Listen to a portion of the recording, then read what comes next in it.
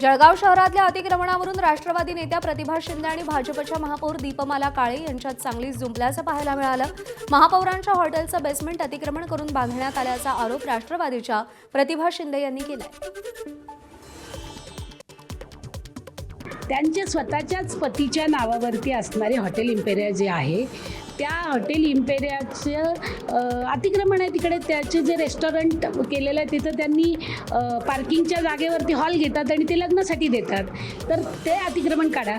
शाळा ज्या बांधलेल्या आहेत त्यांनी त्या कशावर बांधलेल्या आहेत, मग त्याही जरा व्हॅकेट करा। पहिल्यांदा आपल्याला स्वच्छ असावं लागतं, त्यामुळे ते पहिलं करा।